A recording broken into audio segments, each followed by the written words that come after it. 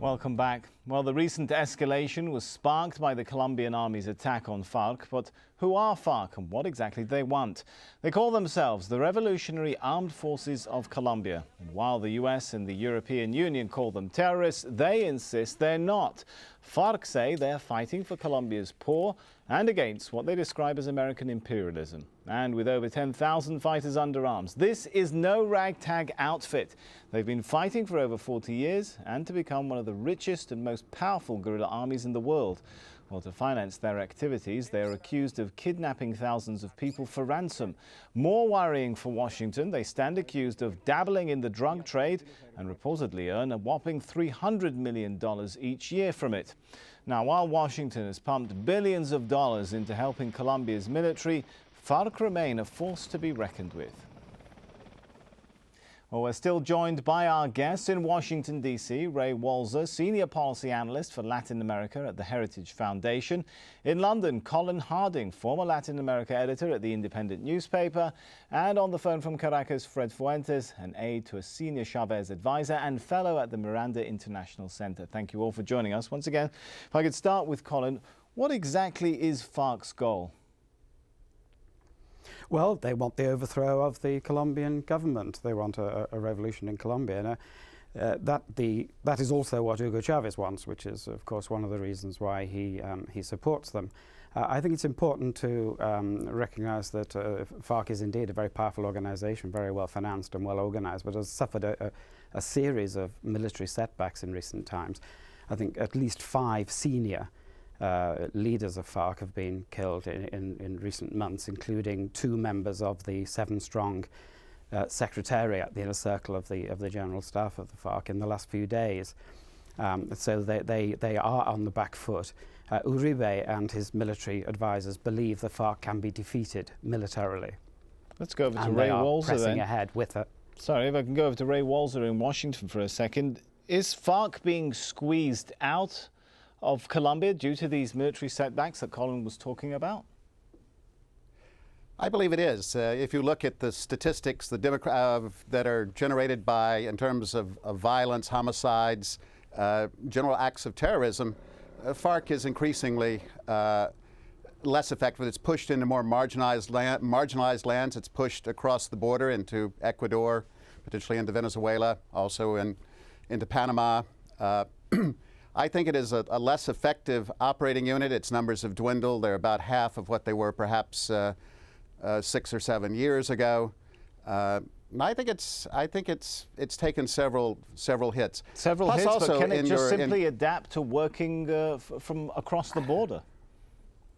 Well, that's the whole challenge of this crisis, is that it is incumbent upon the Ecuadorian government and the Venezuelan government to begin to shut them down on the other side. I mean, there's a two-sided equation, not to violate sovereignty of other states, but other states, under their obligations, the OAS, international obligations, have a responsibility to shut down terrorist groups operating from their own soil. So, I mean, there is, you yourself made the point earlier, there is some benefit for Uribe bringing this to a crisis point and reminding other states, neighboring states, of their obligations not to support a terrorist group. All right, that's an interesting point I want to take to Fred Fuentes.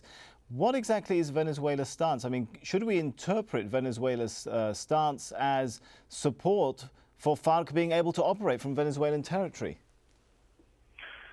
The Venezuelan government, along with the Ecuadorian government, have made very clear their position, and that is that they do not support the operations of either the Farc or the paramilitary in their own territory, and in fact have made it clear in the public press and to the Colombian government that the problem they face is that they don't border with Colombia. They border with the Farc. But nevertheless, as we've just heard, Fred, the accusation that comes from Washington often is that may be the words, the statements made in words, but in actions, Venezuelan government has done very little to actually combat them.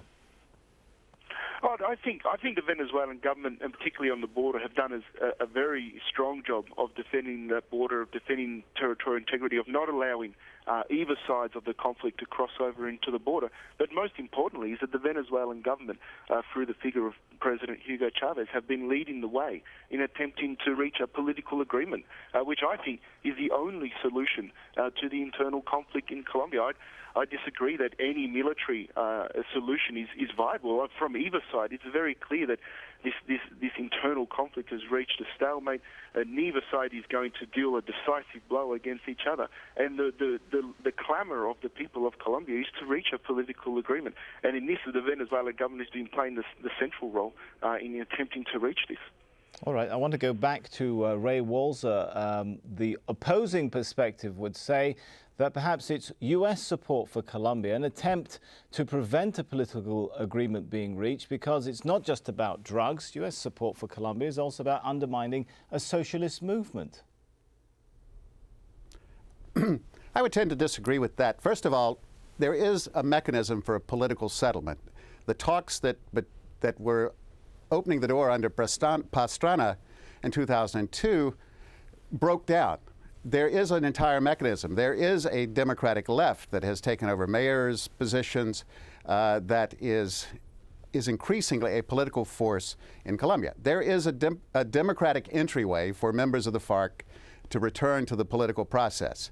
They can begin disarmament. They can seek protections and guarantees from the state, just as the 30,000 paramilitaries who have largely demobilized. There is a mechanism that can be utilized using the democratic process. But sorry to interrupt, and the guarantees. Some would argue that assassinating the rebel leader Reyes at a time when he was involved in negotiations is surely a strong sign that the government isn't interested in a negotiated settlement. Well, he was continuing military operations at the same time.